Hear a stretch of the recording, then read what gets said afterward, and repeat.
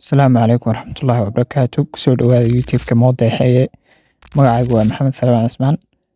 Maanta waxaynu eegi doonaa qaabkee loo sameeyaa presentation ama soo jeedin, qaabkee loo diyaariyaa weliba si fudud adigoon isticmaalayn PowerPoint. Waxaad isticmaali doontaa website AI isla markaana wuxuu kugu diyaarin doonaa presentation qurux badan sikimo gudahood. Waayahay iminkan waxaan tusi doonaa qaabka aad u samaysan karaysid presentation dhammaystiran adigoo isticmaalaya website artificial intelligence ama AI ah. Search-gan ayaad tegaysaa, waxaad ku qoraysaa maxay gamma.ai ama gamma.app. intaa markaad ku qorto waxaad leedahay enter.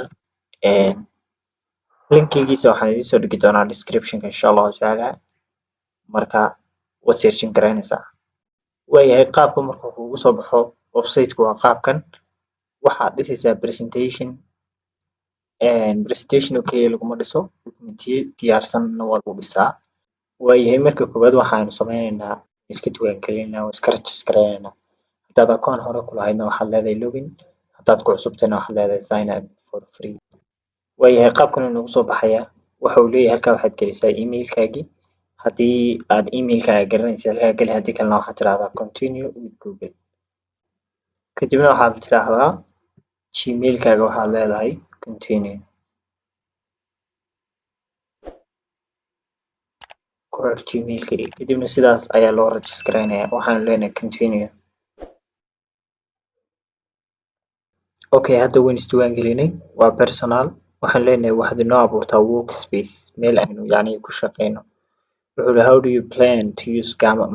sidee baad u isticmaalaysaa? qorshahaagu waa noocee? ma shaqo ahaan baa u isticmaalaysaa, ma iskuul ahaan, ma personal ahaan? marka adigu haddaad shaqo ahaan u isticmaalaysid waa adiga choice-kaaga, haddaad iskuul u isticmaalaysidna waa adiga choice-kaaga. aan waxaan isticmaalayaa as a personal use, shaqsi ahaanteedaan u isticmaalayaa.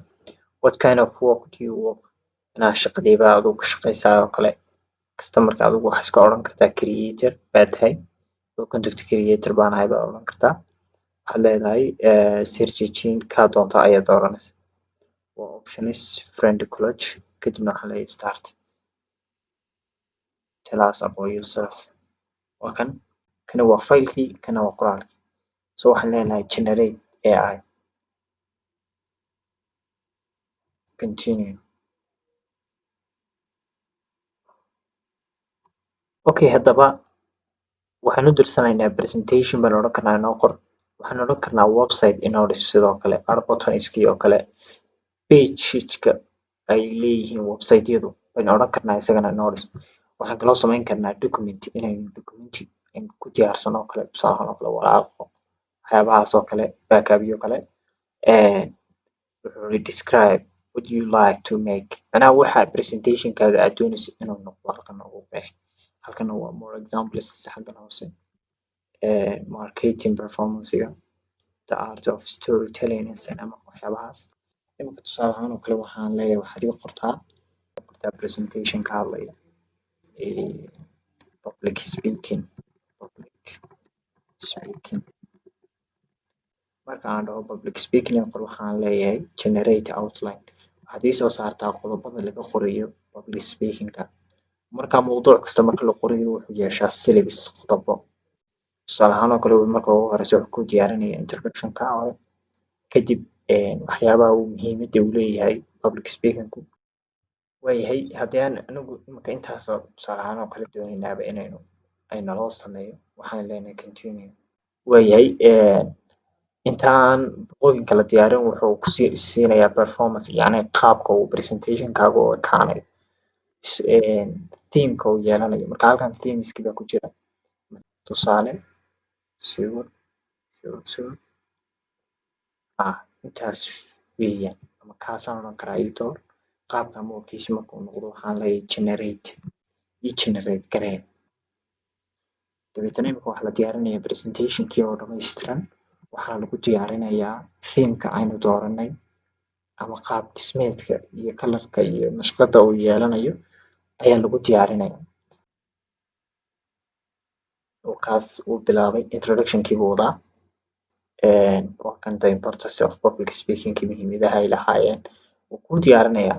weliba wuxuu kugu samaynayaa maxay qodobo slides buu kugu samaynayaa hadhow tole adaa wax ka bedbedeli kara haddaad diido oo kale qaybo kamid ah waa iska bedbedeli kartaa waad ku dhex garayn kartaa inagu markaa waxaynu baranaynay qaabka loo sameeyo weliba wuxuu bahalkani kaga wacan yahay ChatGPT-da wuxuu leeyahay sawiruu leeyahay bahalkeeni sidaa quruxda badan maasha Allah ayuu noogu diyaariyey waa kaalay arag presentation-ka yaaba weeye public speaker weliba sawirada uu soo qaadanayo algorithms-ku la xiriirano sawirka project-ka aad u dirsatay sawir la micnaha buu soo daabacaya marka adiga imika marka jaamacadda lagaaga diro presentation dhamaystiran halkan baad ku samaysan karaysaa si fudud so marmarka qaar waxaa jirta inaad qoraalkii haysato oo kale markaana qoraalka waad soo import garaynaysaa oo waad soo gelinaysaa way haddaba markaaynu presentationkiini ka qaabkaa u diyaarinay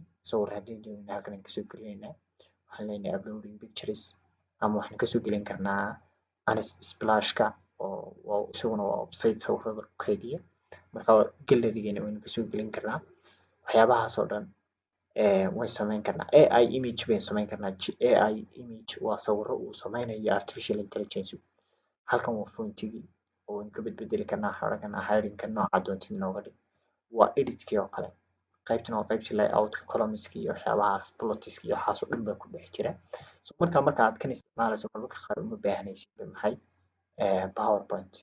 PowerPoint uma baahanaysid runtii waayo isagaa ku edit garaynaya wax walba qaybta ugu muhiimsan waa qaybta yar marka aad doonaysid inaad la soo baxdo project-kii presentation-kii dhamaystiranaa ee aynu iminka samaynay waynu doonaynaa ama tusaale ahaan oo kale inaynu la soo baxno waxaynu leenahay maxay export way waxaynu tegaynaa saddexdaa calaamadood kadibna waxaan ku dhufanaynaa maxay export so wuxuu kugu soo saarayaa mar PDF oo dee presentationada inta badan PDF-ka laguma soo saaro laakiin markaa cashir diyaarinayso document diyaarinayso PDF waa kula bixi kartaa markana waa PowerPoint marka waxaan leenahay inagu PowerPoint inoogu soo saaro waxaan doonaynaa in uu PowerPoint inoogu soo kaco Waya asxaabta muuqaalkan intaasoo ka ekaa fadlan channelka dadku cusub tahay subscribe garee muuqaalkana like noo saar wassalaamu calaykum